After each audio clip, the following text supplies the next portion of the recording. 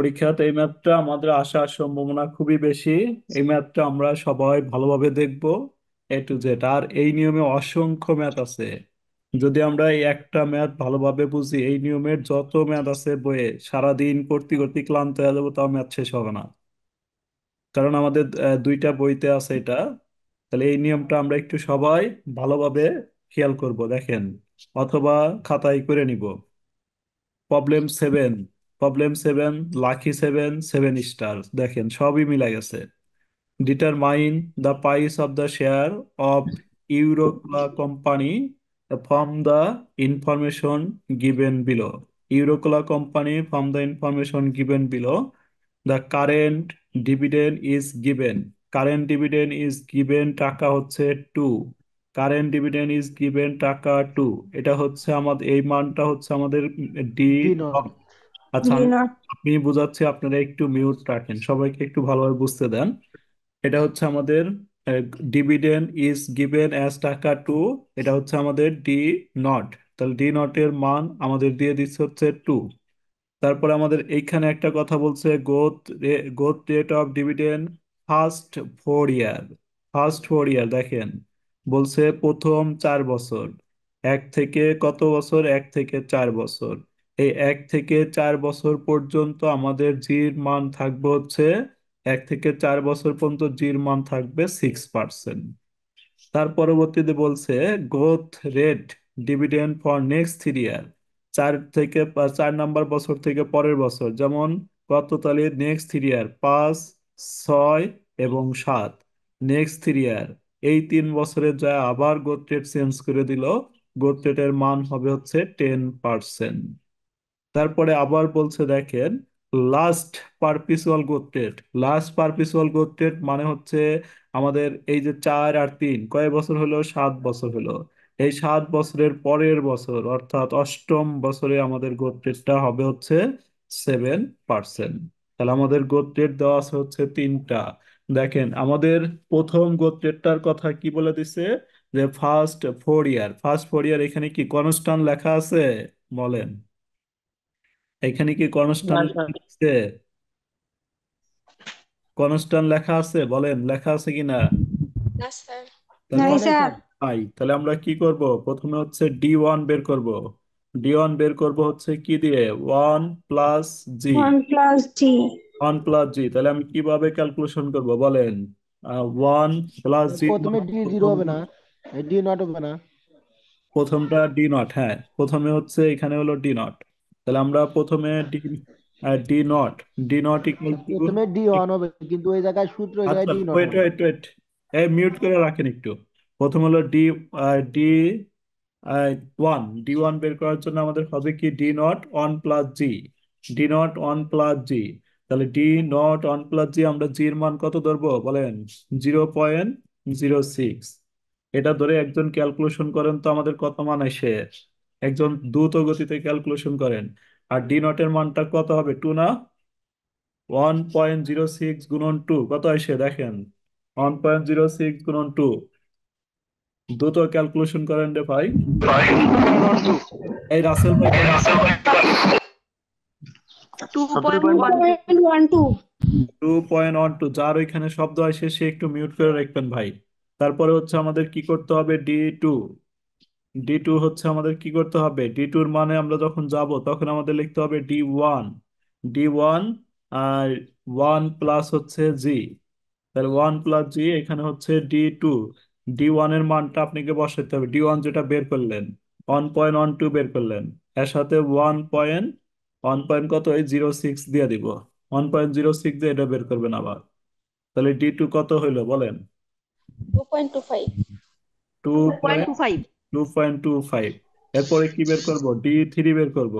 তাহলে D3টা আমরা যখন বের করব তখন আমাদের কি হবে বলেন তো কেউ? D2 হবে এখানে।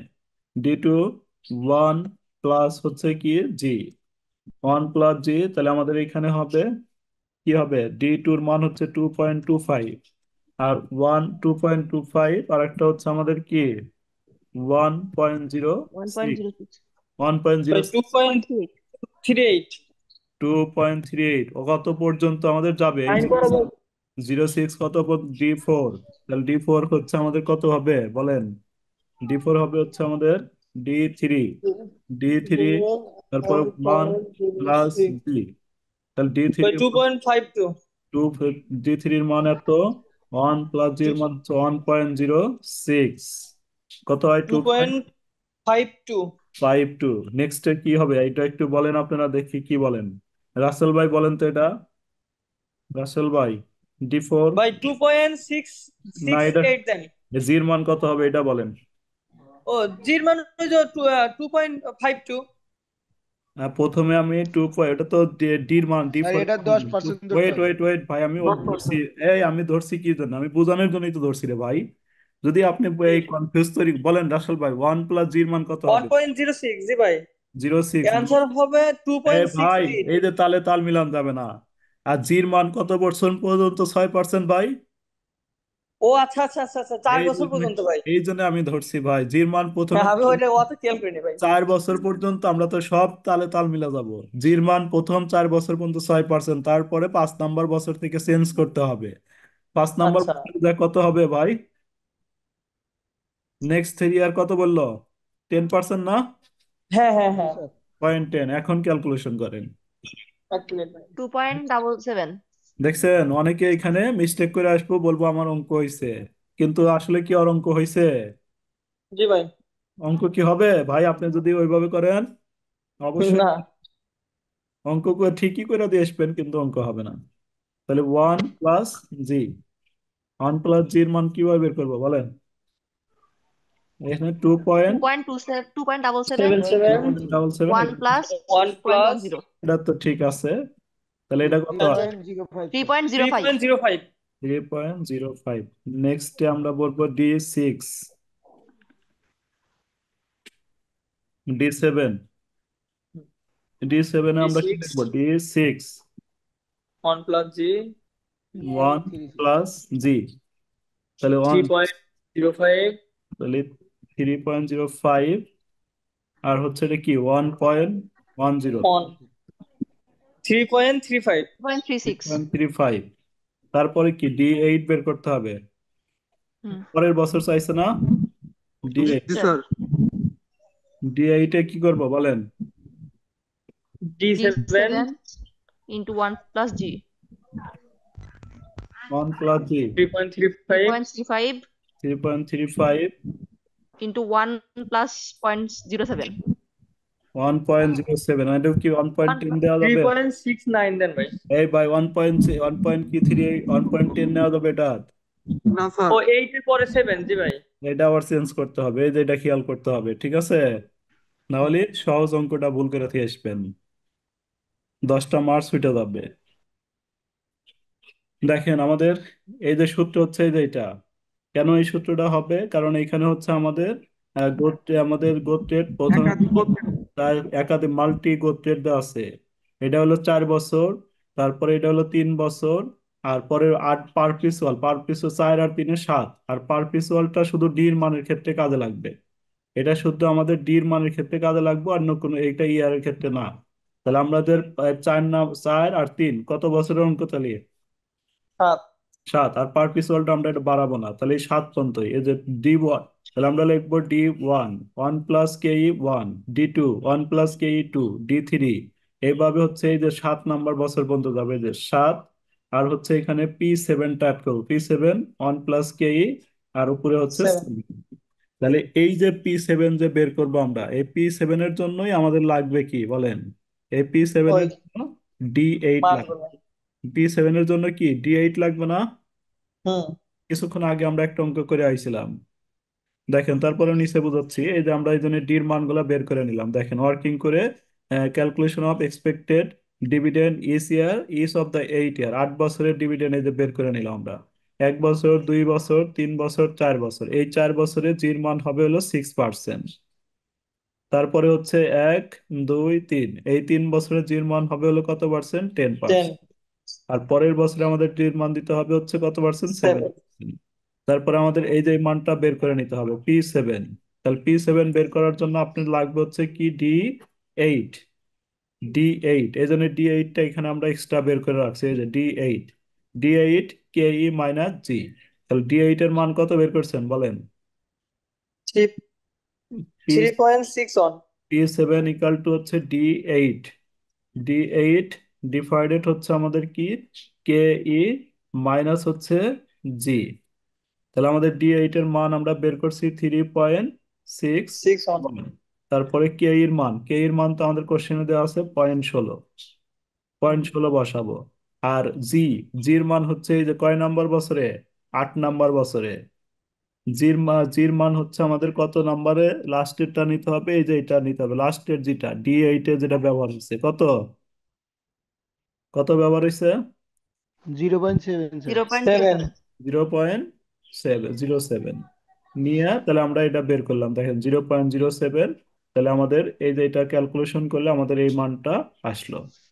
তাহলে এই মানটা আসলে পরে এই মানটা দিয়ে এখন আমরা সব মানই বের করে নিলাম, এখানে এই মানগুলো বের করলাম আর P7টা বের করলাম। বের করার পরে আমরা নিয়ে এখানে অ্যাপ্লাই করলে আমাদের অঙ্কটা ক্যালকুলেশন করলে হয়ে যাবে। আচ্ছা, আপনারা একটু বলেন তো, এই যে এই ম্যাথটা, BD food company has been expected to growth rate 16% for next 4 ইয়ার। তাহলে 4 প্রথমে ইয়ার প্রথমে কয় বছর নিবেন? 4 4 বছর। বছর 4 বছরে কয় পার্সেন্ট নিবেন? 16% 16 নিবেন। দেন 8% নেক্সট 3 ইয়ার, তাহলে কয় বছর নিবেন? 3 বছর 3 বছরে আমাদের 8% নিবেন। 5% কনস্ট্যান্ট দেয়ার আফটার, 5% কনস্ট্যান্ট মানে এটা 1 বছর শুধুমাত্র আপনার কাজে লাগবে কোথায়? এখানে 3 আর 4 কত বছর গেল? 7 3 আর 7 গেল। তাহলে এটা কি আমার শুধুমাত্র কাজে লাগবে হচ্ছে D8 এর কাছে, আর হচ্ছে আমাদের এই যে এটা নির্ণয় ক্ষেত্রে আমাদের কাজে লাগবে। তাহলে কি আমাদের P7 বের করতে হবে না D8 বের করতে হবে? বলেন তো, P8 নাকি P7 বের করতে হবে? P7 নাকি P7 P8 বের করবো বলেন তো আপনারা? আচ্ছা P7 এই যে এখানে 4 আর এখানে 3, এই 3 আর 4 7 বছরের তো অঙ্ক, এই জন্য আমরা P7 বের করবো। আর P7 বের করার জন্য আমার D8 লাগবে। D8 দরকার। D8 দরকার, এই জন্য এই একটা মান দেওয়া আছে, এটা আপনারা বাসায় করবেন। তারপরেরটা বলেন তো। D8 ওই 5% দা করব। D8 D8 যে বের করব ওই অবশ্যই 5% ফাইভ আছে। পার্সেন্ট করবেন। তারপরে P7 যখন করবেন, P7 হচ্ছে কি D8 1 কে মাইনাস জি এই জিও 5% ধরবেন। তাহলে এই যেটা দেখেন, suppose that company expected dividend now, টাকা হচ্ছে এত, এটা হচ্ছে আমাদের কি ডি নটের মান দেওয়া আছে। If dividend is expected to growth rate 15% for 6 ইয়ার, একবারে বলে দিচ্ছে কয় বছর? 6 বছর। 6 বছর। তাহলে আমাদের ম্যাথটা কয় বছর পর্যন্ত? 6 বছর। অর্থাৎ আমাদের দরকার হচ্ছে কি P6 নির্ণয় করা দরকার। তাহলে P6 নির্ণয় করবার গেলে আমাদের কি দরকার হবে? D7 দরকার হবে না? D7 হ্যাঁ 3 বছর বাড়তি দরকার হবে। তাহলে D7 এর সময় আমরা পার্সেন্টেজ জির মান ধরবো, এই যে এটা D7 এর সময় আমরা পার্সেন্টেজ মান ধরবো হচ্ছে কোনটা? এই যে 8%। আর কস্ট অফ ক্যাপিটালাইজেশন রেট 40% দিয়ে ম্যাথটা করবো। তাহলে এই দুইটা আপনারা বাসায় করবেন।